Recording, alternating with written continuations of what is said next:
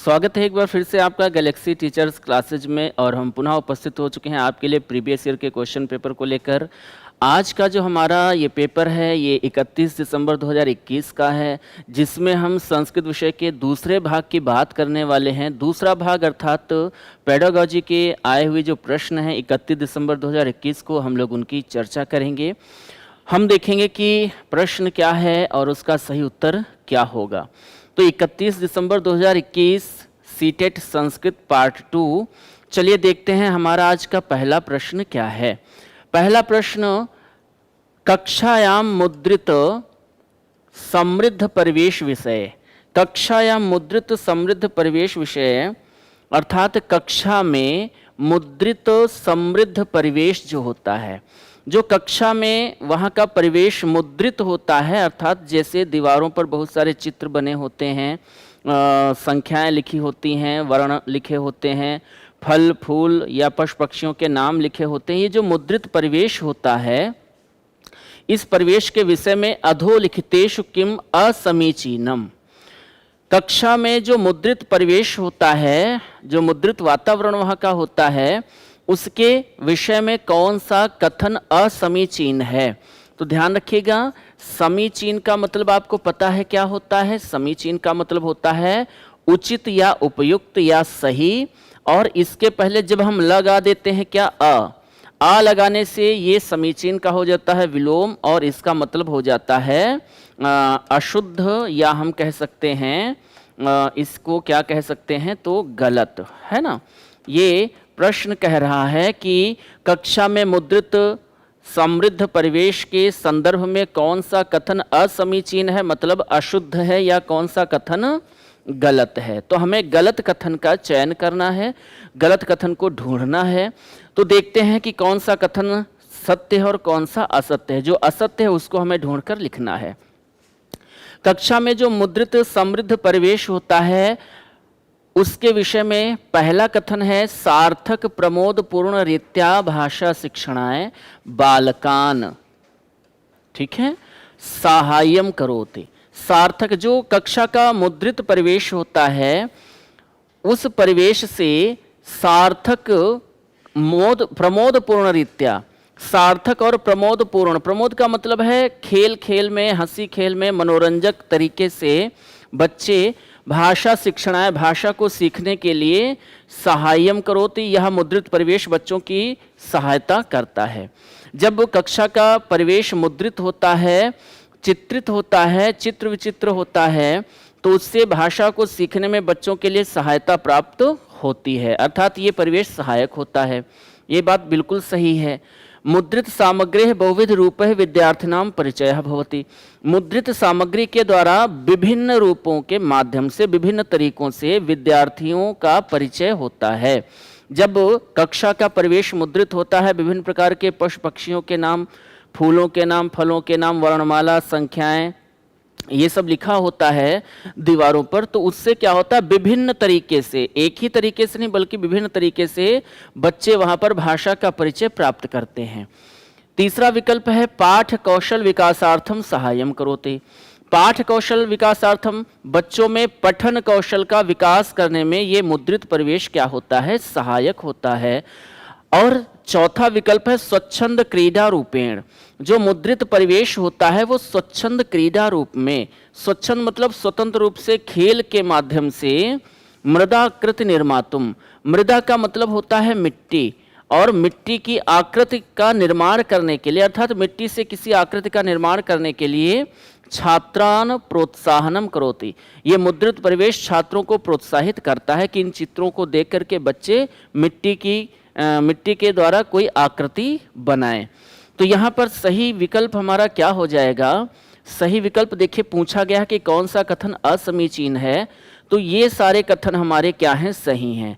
बच्चे जो हैं वो बड़े मनोरंजक तरीके से खेल खेल में भाषा को सीखने में ये परिवेश उनकी सहायता करता है। मुद्रित सामग्री के द्वारा विभिन्न रूपों के माध्यम से विद्यार्थी भाषा का परिचय प्राप्त करते हैं, ये कथन भी सही है। पाठ कौशल विकासार्थम सहायम करोति, पाठ कौशल के विकास में मतलब पठन कौशल का विकास करने में भी ये मुद्रित वातावरण क्या करता है, सहायता करता है। अर्थात दीवारों पर लिखा है, बच्चे उसको देखकर पढ़ रहे हैं, ये तीनों कथन सत्य हैं। हमको बताना है कि कौन सा कथन असत्य है। असमीचीन मतलब असत्य ढूंढना है, और असत्य कथन कौन सा है, ये है ना। चौथा कथन क्या है, असत्य है, और जो असत्य है वही हमको लिखना है, इसलिए डी विकल्प हमारा सही उत्तर हो जाएगा। चलिए अगले प्रश्न की ओर हम लोग बढ़ते हैं। अगला प्रश्न है 16वां प्रश्न हो चुका है, और 17वां प्रश्न आ रहा है। राष्ट्रीय शिक्षा नीति जो एनईपी है 2020, मतलब राष्ट्रीय शिक्षा नीति 2020 कस्योपरि संकेंद्रितम, किसके ऊपर केंद्रित है। अर्थात राष्ट्रीय शिक्षा नीति 2020 का ध्येय क्या है, उसका उद्देश्य क्या है, ये नीति किस पर केंद्रित है। त्रयम आर इति, 3R पर ये केंद्रित है, या आधारभूत साक्षरता अंक ज्ञानम च, बच्चों की आधारभूत साक्षरता और अंक ज्ञान पर ये केंद्रित है, या केवल आंकिक अवधारणा, केवल अंकों की अवधारणा पर केंद्रित है, केवल बच्चों को अंकों का ज्ञान होना चाहिए, या गणितीय अवधारणा, या गणितीय अवधारणा पर ये केंद्रित है। तो राष्ट्रीय शिक्षा नीति 2020 जो है ये किस पर केंद्रित है, बिल्कुल सही उत्तर हमारा कौन सा है, बी, आधारभूत साक्षरता और अंक ज्ञान पर। ठीक है, मतलब इसका उद्देश्य यह है कि बच्चा जब कक्षा 3 में पहुंचे तो उसको लिखने, पढ़ने और अंकों का ज्ञान भलीभांति होना चाहिए। उसको लिखना आना चाहिए, पढ़ना आना चाहिए, और अंकों का ज्ञान भी उसे होना चाहिए। तो आधारभूत शिक्षा और अंक ज्ञान पर आधारित है राष्ट्रीय शिक्षा नीति 2020। बी विकल्प सही उत्तर हो जाएगा। आगे बढ़ते हैं, देखते हैं हमारा आज का अगला प्रश्न क्या है। तो 18वां प्रश्न आ रहा है, स्वग्रंथे चामस्की महोदयेन प्रतिपादितम। चामस्की महोदय ने अपने ग्रंथ में प्रतिपादित किया है, बताया है। तो चामस्की ने अपने ग्रंथ में क्या बताया है, पहला विकल्प है अनुकरण आश्रित्य बालः भाषाम अवगच्छति। बच्चे जो हैं वो अनुकरण के आधार पर भाषा को सीखते हैं, ग्रहण करते हैं। वृत्ति निर्माणवत भाषा शिक्षणम, वृत्ति निर्माण के समान भाषा शिक्षण होता है। तीसरा विकल्प है बालः जन्माद एव सहजात भाषा अर्जन सामर्थ्यम धारयते। जो बच्चे होते हैं वो जन्म से ही स्वाभाविक रूप से भाषा को ग्रहण करने की क्षमता धारण किए हुए होते हैं। चौथा विकल्प है पुरस्कार दंडाभ्याम बालः भाषा अर्जनम करोति। बच्चा जो है वो भाषा को कैसे अर्जित करता है, तो पुरस्कार के और दंड के द्वारा। बच्चों को जब पुरस्कृत किया जाता है या दंडित किया जाता है तो उसके माध्यम से ही बच्चा भाषा अर्जन करता है। ठीक है, तो चौथा विकल्प सही होगा, या तीसरा या दूसरा या फिर पहला। तो ध्यान दीजिए, चामस्की महोदय के अनुसार उन्होंने क्या कहा है, उनके ग्रंथ में क्या लिखा गया है उनके द्वारा। उन्होंने लिखा है कि बालः जन्मादेव सहजात भाषा अर्जन सामर्थ्यम धारयति। बच्चा जन्म से ही स्वाभाविक भाषा अर्जित करने की क्षमता धारण किए हुए होता है। ठीक है, तो यहाँ पर हमारा सी विकल्प सही उत्तर हो जाएगा, तीसरा विकल्प सही है। चलिए 19वां प्रश्न आ रहा है। 19वें प्रश्न में क्या कहा जा रहा है देखते हैं हम लोग। 19वां प्रश्न है, शिक्षा शास्त्री उपकरण रूपेण कथावाचन विषये, शिक्षा शास्त्री उपकरण रूपेण कथावाचन विषय किम असमीचीनम। यहाँ पर थोड़ा सा संशोधन है, असमीचीनम। ठीक है, अभी अभी हमने बात की असमीचीन का मतलब क्या होता है। असमीचीन मतलब क्या होता है, असत्य होता है। ठीक है, तो ध्यान दीजिए प्रश्न क्या कह रहा है। प्रश्न कह रहा है शिक्षा शास्त्रीय उपकरण रूपेण, शिक्षा शास्त्रीय उपकरण रूप के माध्यम से कथावाचन विषय, मतलब ये है कि जो हमारी पेडागॉजी है, जो हमारा शिक्षण शास्त्र है, उसमें एक विधि आती है, कथा कथन विधि। और कथा कथन विधि के द्वारा जब हम बच्चों को सिखाते हैं, बच्चों को पढ़ाते हैं, तो कथा कथन विधि के माध्यम से पढ़ाने के संदर्भ में, बच्चों को सिखाने के संदर्भ में कौन सा कथन असमीचीन है, कौन सा कथन असमीचीन है, अनुपयुक्त है, गलत है, वो हमें देखना है। तो ध्यान दीजिए, शिक्षा शास्त्री उपकरण रूप से जब कथावाचन होता है तो कथावाचन के विषय में कौन सा कथन असत्य है। कथायाः नैतिक पाठम कंठस्थ करने सहाय्यम करोति, कथाओं के द्वारा नैतिकता का पाठ कंठस्थ करने में सहायता प्राप्त होती है। अस्माकं देशस्य क्षेत्रीय सांस्कृतिक विविधता अन्वेष्टुम सहाय्यम भवति, कथा कहानियों के माध्यम से बच्चे हमारे देश के जो विभिन्न क्षेत्र हैं, हमारे देश की विभिन्न जो संस्कृतियां हैं, सभ्यताएं हैं, उनको जानने में सहायता प्राप्त करते हैं। सर्व इस तरह से पाठ्यक्रमे कथानां संयोजने साहाय्यम करोति। हर प्रकार से पाठ्यक्रम में कथाओं का संयोजन करने से पाठ को समझने में सहायता मिलती है। कल्पना शक्ति सृजन शक्ति च संवर्धनम करोति। कथा कथन विधि के द्वारा जो हम शिक्षण करते हैं तो उससे बच्चों में कल्पना शक्ति का विकास होता है और बच्चे के अंदर सृजन शक्ति का विकास होता है। तो इनमें से कौन सा कथन असत्य है ये हमें ढूंढना है। ध्यान दीजिए, जब हम लोग कथा कथन विधि पढ़ते हैं, कथा कथन विधि हमारी आती है किस पद्धति में, तो हमारी जो प्राचीन पद्धति है, हमारी जो प्राचीन परंपरा है, या हम जिनको प्राचीन विधि के नाम से जानते हैं, उसके अंतर्गत दो विधियां आती हैं। जो हमारी प्राचीन विधि है उसके अंतर्गत दो विधियां आती हैं, एक आती है पाठशाला विधि और एक आती है व्याकरण अनुवाद विधि। पाठशाला विधि के अंतर्गत ही जो छोटी छोटी विधियां हैं या विधियों का जो लघु रूप है उसमें आता है कथा कथन विधि। और कथा कथन विधि में बताया जाता है कि कथा, जब हम किसी विषय वस्तु को कहानी के माध्यम से बच्चों के सामने प्रस्तुत करते हैं तो कठिन से कठिन विषय वस्तु भी बच्चों के लिए सरल हो जाती है, क्योंकि कहानी सुनने में बच्चों को आनंद मिलता है और बड़े आनंद पूर्वक रुचि पूर्वक वो कहानी को सुनते हैं। तो क्लिष्टतम विषय भी बच्चों के लिए सुगम हो जाता है। बच्चों की कल्पना शक्ति का भी विकास होता है कहानी के माध्यम से, कथाओं के माध्यम से। और बच्चों में जब कल्पना का विकास होता है, कल्पना शक्ति बढ़ती है, तो वो कुछ नया करने के लिए प्रेरित होते हैं, अर्थात हम कह सकते हैं कि उनमें सृजनात्मकता का भी विकास होता है। तो ये कथन हमारा बिल्कुल सही है। सर्व इस तरह से पाठ्यक्रम में, हर प्रकार के पाठ्यक्रम को, कितना भी क्लिष्ट हो, कितना भी सरल हो या कठिन हो, हर प्रकार के पाठ्यक्रम को हम कथाओं में संयोजित करके बच्चों के सामने प्रस्तुत करते हैं तो पाठ्यक्रम हमारा सरल हो जाता है। ये कथन भी हमारा सत्य है। अस्माकम देशस्य क्षेत्रीय सांस्कृतिक विविधता, हमारे देश की जो क्षेत्रीय और सांस्कृतिक विविधता है, हर क्षेत्र की अपनी एक अलग संस्कृति है, सभ्यता है, उसके विषय में भी बच्चों को समझने में सहायता मिलती है। ये बात भी बिल्कुल सही है। लेकिन कथाओं के नैतिक पाठ को कंठस्थ करने में सहायता मिलती है, ये कथन क्या है? असत्य है। और जो असत्य है वही हमें बताना था। इसलिए हमारा जो सही उत्तर है वो क्या हो जाएगा? हमारा सही उत्तर क्या हो जाएगा?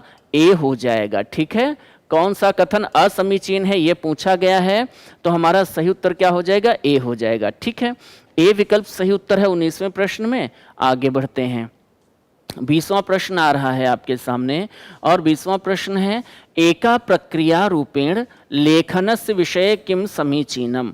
एक प्रक्रिया के रूप में, एक प्रक्रिया के रूप में लेखन के विषय में क्या समीचीन है? समीचीन मतलब क्या सही है, क्या सत्य है, क्या उपयुक्त है?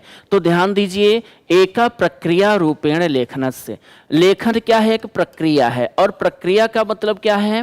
तो प्रक्रिया का मतलब है जहां पर हम पहले विचारों को उत्पन्न करते हैं, अर्थात जहां पहले विचारोत्तेजन होता है, विचारोत्तेजन के बाद एक रूपरेखा बनाई जाती है, रूपरेखा बनाने के बाद हम उसको लिखते हैं, फिर हम उसकी प्रूफ रीडिंग करते हैं, फिर हम उसमें त्रुटि संशोधन करते हैं और उसके बाद हम अंतिम रूप उसको प्रदान करते हैं। ये तो होती है प्रक्रिया।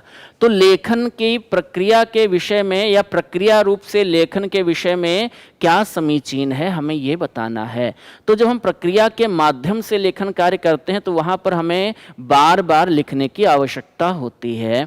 हमको देखना है कि कौन सा कथन समीचीन है। तो लेखन क्या ग्रहणशील होता है? लेखन क्या ग्रहणशील होता है? तो ध्यान दीजिए, जब हम भाषा कौशल पढ़ते हैं तो वहाँ हम पढ़ते हैं कि ग्रहणशील कौशल दो ही होते हैं। ग्रहणशील कौशल दो कौन कौन से होते हैं? तो एक तो होता है श्रवण और एक क्या होता है?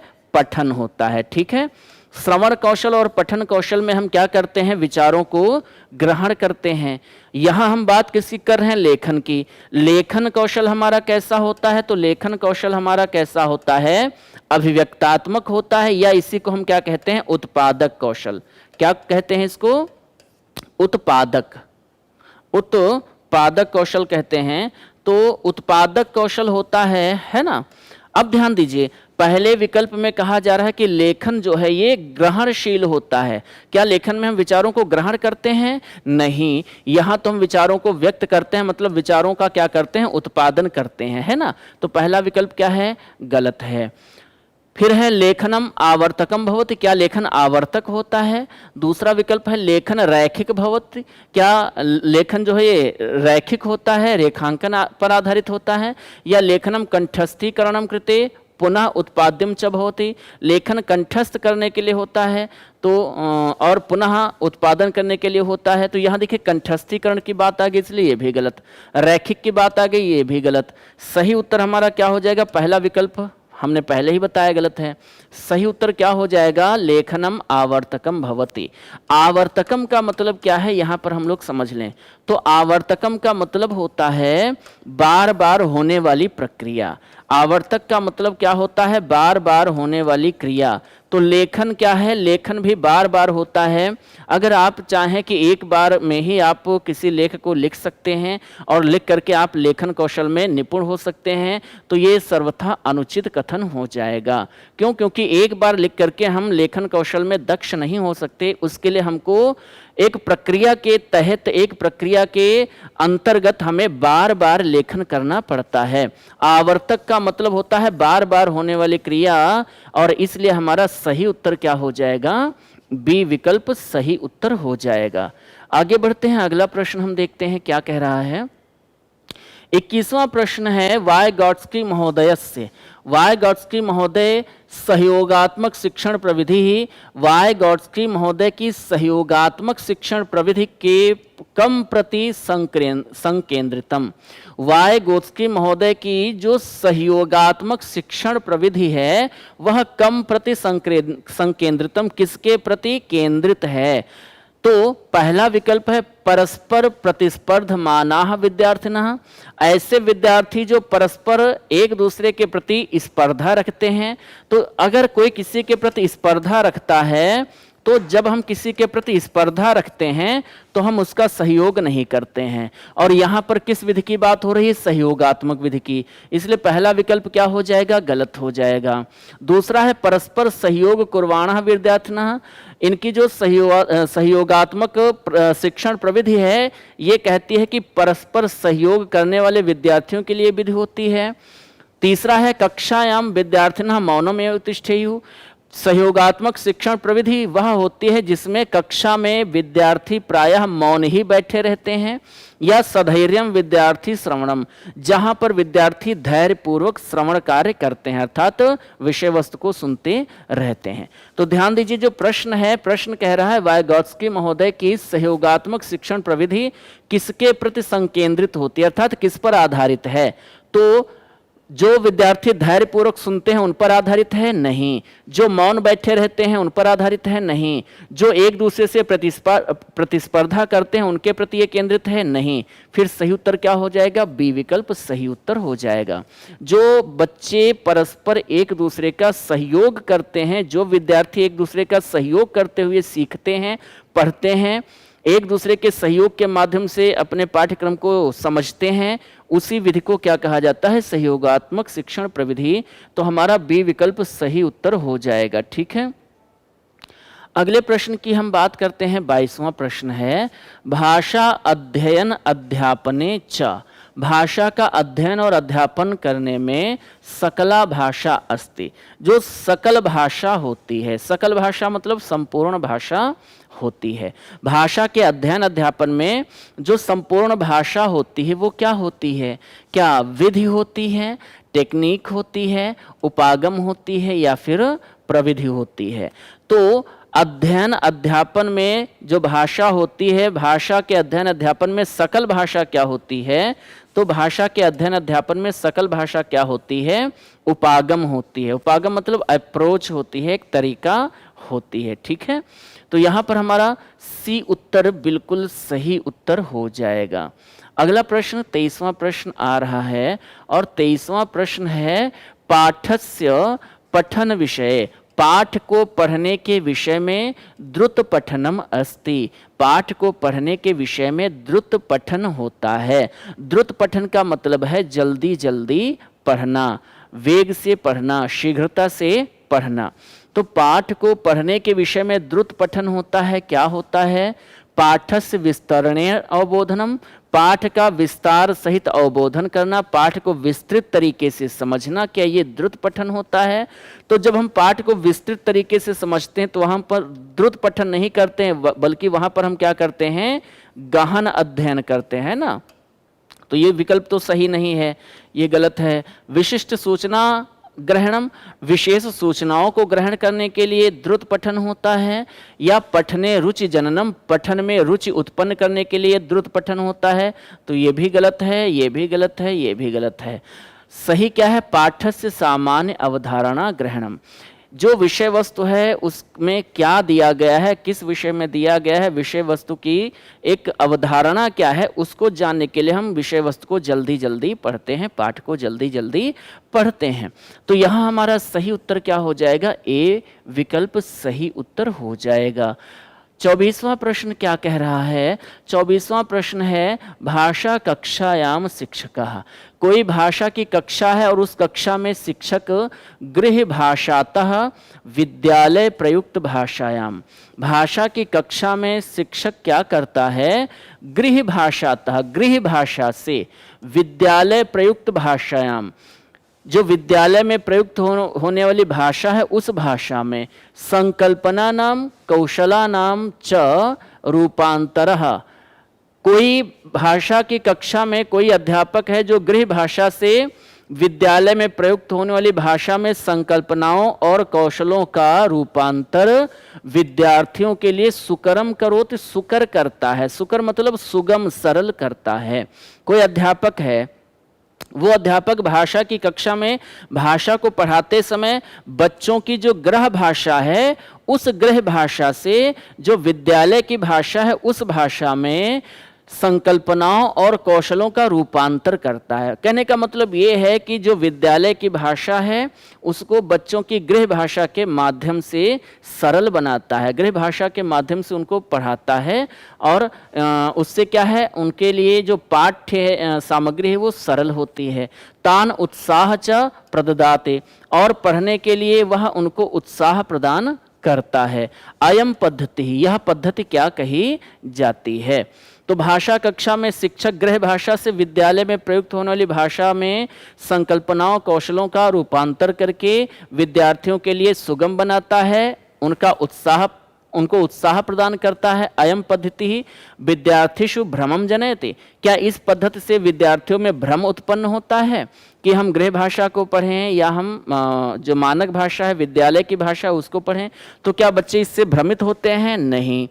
तो भाषा शिक्षणम संवर्धयति, क्या इससे भाषा शिक्षण संवर्धित होता है, विकसित होता है? या लक्ष्य भाषा शिक्षणे व्यवधानम करोति, तो मातृभाषा जो है वो लक्ष्य भाषा को सीखने में व्यवधान नहीं करती है, बल्कि मातृभाषा लक्ष्य भाषा को सीखने में क्या होती है? सहायक होती है। अब मातृभाषा के द्वारा जब हम विद्यालय की भाषा को सीखते हैं तो हमको मातृभाषा वहाँ पर सहायता प्रदान करती है, व्यवधान नहीं उत्पन्न करती, इसलिए ये कथन अशुद्ध हो गया। लक्ष्य भाषायाम नैपुण्य विकास से हस्ताक्षेपम करोति, लक्ष्य भाषा में उसमें निपुणता के विकास में मातृभाषा क्या करती है? हस्तक्षेप उत्पन्न करती है। ये भी कथन हमारा अनुचित हो गया। अब ये तीनों कथन हमारे अशुद्ध हैं, असत्य हैं, तो एक ही कथन है सही, वो क्या है? भाषा शिक्षणम संवर्धयति, भाषा के शिक्षण को ये संवर्धित करती है, विकसित करती है, पुष्ट करती है। अर्थात जब कोई अध्यापक मातृभाषा के माध्यम से लक्ष्य भाषा या विद्यालय की भाषा को पढ़ाता है तो उससे बच्चों को सरलता मिलती है और बच्चे पढ़ने के प्रति उत्साहित भी होते हैं। तो यहाँ पर हमारा सही कथन क्या हो जाएगा? जब बच्चे उत्साहित होंगे तो उनका जो भाषा का शिक्षण है वो क्या होगा? विकसित होगा। तो दूसरा विकल्प सही उत्तर हो जाएगा। अगले प्रश्न की बात करते हैं। 25वां प्रश्न आ रहा है और 25वां प्रश्न क्या है? भाषा कार्य। भाषा कार्य में अर्थात भाषा को पढ़ाते समय कोई अध्यापक क्या करता है? भाषा को पढ़ाते समय भाषा के कार्यों में शिक्षक मेनू कार्ड इत्यस्य प्रयोगः करोति, किसी भोजनालय का मेनू कार्ड ले आता है। मेनू कार्ड जानते हैं ना, जो व्यंजन सूचिका होती है जिसमें व्यंजनों के नाम लिखे होते हैं और व्यंजनों का मूल्य लिखा होता है कि रोटी कितने रुपए की है, दाल कितने रुपए की है, सब्जी कितने रुपए की है ना। तो भाषा कार्य में अर्थात भाषा को समझने में, सीखने में कोई अध्यापक है, कोई शिक्षक है जो मेनू कार्ड का प्रयोग करता है। एतत् मेनू कार्ड, यह जो मेनू कार्ड है वो भाषा को सीखने में क्या है? प्रौद्योगिक प्रयोगाय एतत् तो प्रासंगिक सामग्री, क्या ये प्रौद्योगिक प्रयोग के लिए प्रामाणिक सामग्री है, प्रासंगिक सामग्री है, क्या इसकी आवश्यकता यहाँ पर है? तो देखिए भाषा कोई उद्योग की बात तो है नहीं, यहाँ प्रौद्योगिकी की बात करना भाषा के विषय में उचित नहीं है।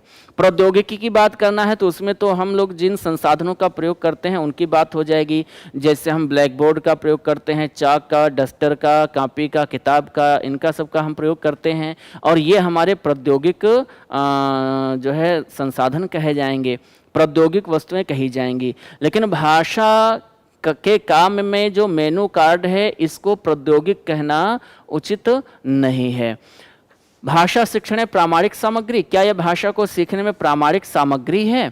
अथवा खादितुम विद्यार्थिश जिह्वा लौल्यम जनयिष्यति, ये जो मेनू कार्ड है ये खाने के लिए विद्यार्थियों में जिह्वा की लोलुपता को क्या करता है? उत्पन्न करता है। बच्चों की जबान जो है खाने के लिए लालायित होती है, ललचाती है, क्या ऐसा ये होता है?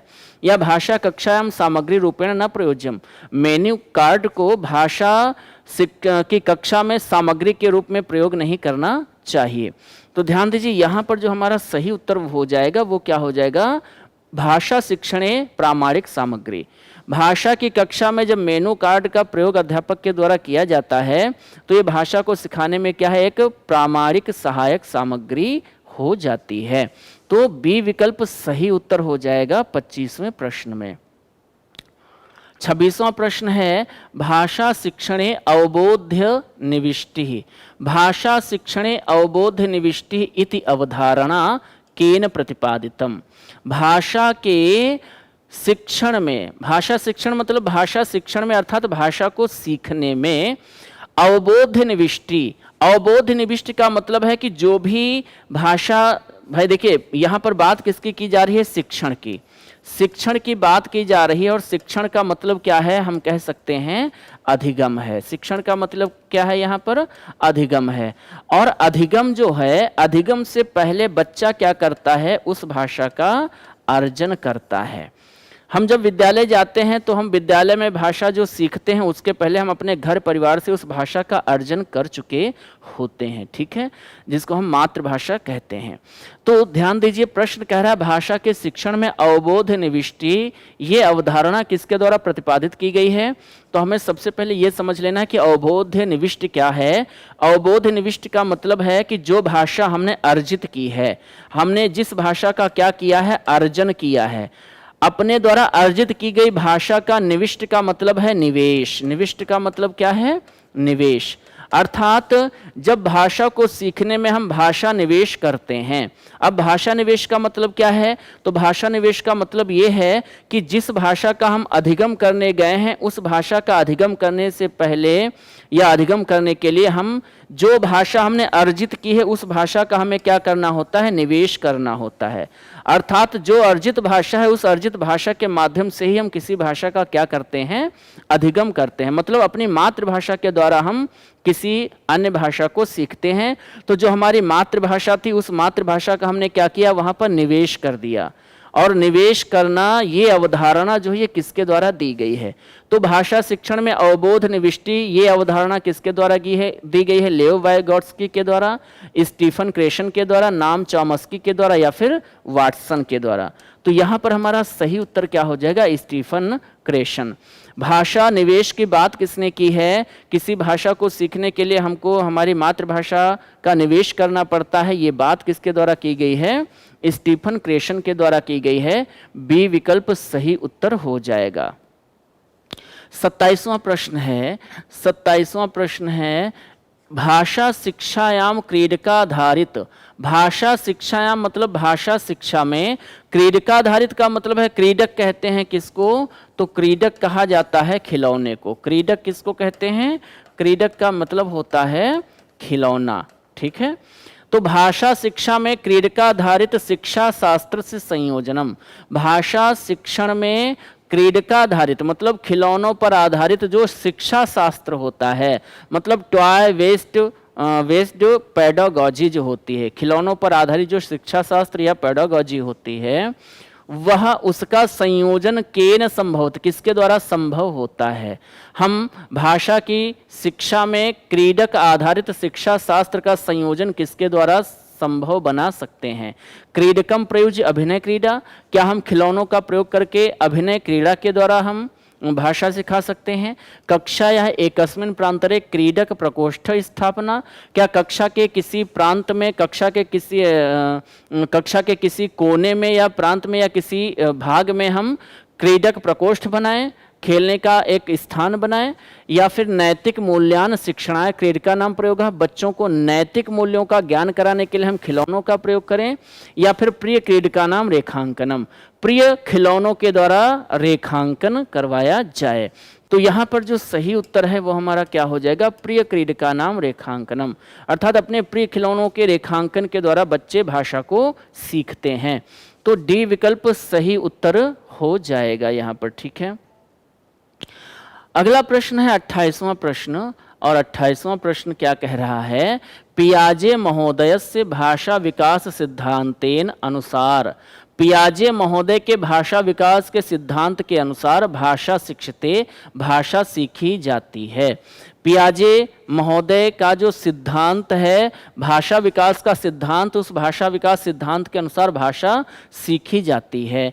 बालक मस्तिष्क के निहित सार्वभौमिक व्याकरणात्, बालक में के मस्तिष्क में निहित सार्वभौमिक व्याकरण के माध्यम से भाषा सीखी जाती है। त्रुटिपूर्वकम प्रयास करणात्, या अशुद्धि करके, गलती करके भाषा सीखी जाती है। सामाजिक अंतः क्रियायाः च, या सामाजिक अंतः क्रियाओं के माध्यम से भाषा सीखी जाती है। अथवा आत्मसात करणात् अनुकूलन करणात् च। तो जीन पियाजे के भाषा विकास सिद्धांत के अनुसार भाषा सीखी जाती है किस माध्यम से, आत्मसात करणात् अनुकूलन करणात् च। भाषा का आत्मसात करण करने से, भाषा को आत्मसात करने से और उसका अनुकूलन करने से भाषा सीखी जाती है। यहाँ पर ए विकल्प सही उत्तर हो जाएगा। अगला प्रश्न है 29वां प्रश्न, छात्रान प्रति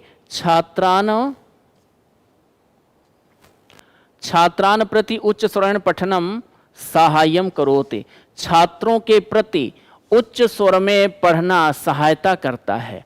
छात्रान प्रति उच्च स्वरेण पठनम साहाय्यम करोति, छात्रों के प्रति जब उच्च स्वर के द्वारा पढ़ा जाता है तो वो छात्रों के लिए क्या सहायता करता है।